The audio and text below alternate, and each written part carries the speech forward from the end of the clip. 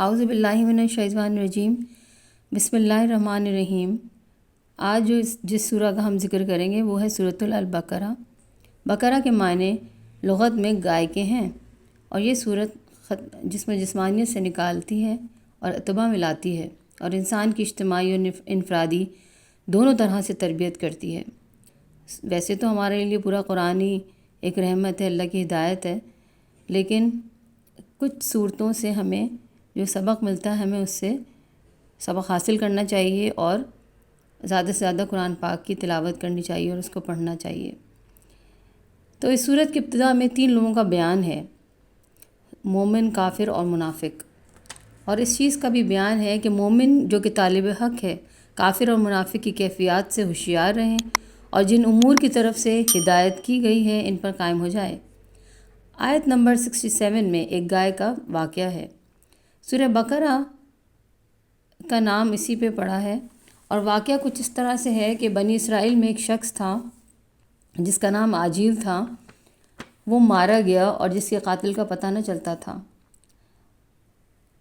پھر حضرت موسیٰ علیہ السلام نے لوگوں سے فرمایا کہ ایک گائے ذبح کرو، تو بنی اسرائیل کے لوگوں نے موسیٰ علیہ السلام سے کہا کہ آپ اللہ سے دعا کیجئے کہ گائے کیسی ہو۔ موسیٰ علیہ السلام نے فرمایا کہ گائے گہرے زرد رنگ کی ہو، جس کا رنگ دیکھنے والوں کو اچھا لگے، یعنی جاذب نظر ہو۔ پھر اس گائے کو ذبح کیا گیا۔ پھر اللہ نے حکم دیا کہ اس مقتول پر اس گائے کا ایک حصہ مارو۔ جب ایک ٹکڑا مارا گیا تو وہ مقتول زندہ ہو گیا اور اپنے قاتل کا نام بتا کر پھر مر گیا۔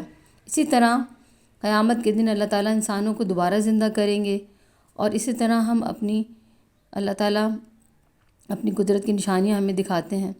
اگر بندہ مومن ہدایت کا خواہاں ہے تو اسے سب سے پہلے اپنی نیت کو خالص کرنا ہوگا، یعنی نفس انسان کے ساتھ لگا دیا گیا ہے ضرور، مگر اگر اس کی تربیت کر دی جائے تو یہی انسان کے لیے حصول مدارج میں معاون بن جاتا ہے۔ یعنی جتنا ہم اپنے آپ کو، اپنے نفس کو پاک کرتے ہیں اور اللہ سے قریب ہوتے چلے جاتے ہیں، ہمارا نفس اتنا پاک ہوتا چلا جاتا ہے۔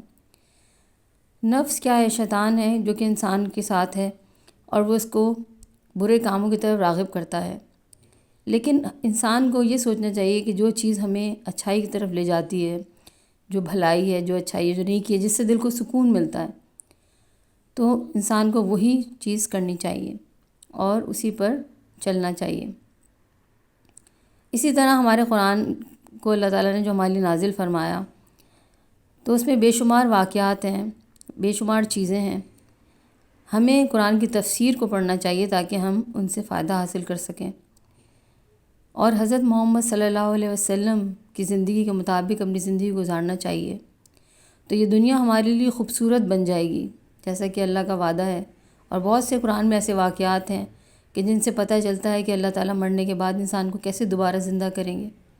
یہ ہم مسلمانوں کی خوش قسمتی ہے کہ اللہ تعالیٰ نے ہمارے لیے قرآن کو نازل کیا اور اس کو دلوں میں محفوظ کیا، اور حضرت محمد صلی اللہ علیہ وسلم کو ہمارے لیے خاتم النبیین بنا کر بھیجا، جو ہمیشہ جن کو فالو کرتے ہوئے، جن کی زندگی پہ عمل کرتے ہوئے ہم اپنی زندگی کو بہترین بنا سکتے ہیں۔ آج کے لیے اتنا ہی۔ جزاک اللہ۔ السلام علیکم۔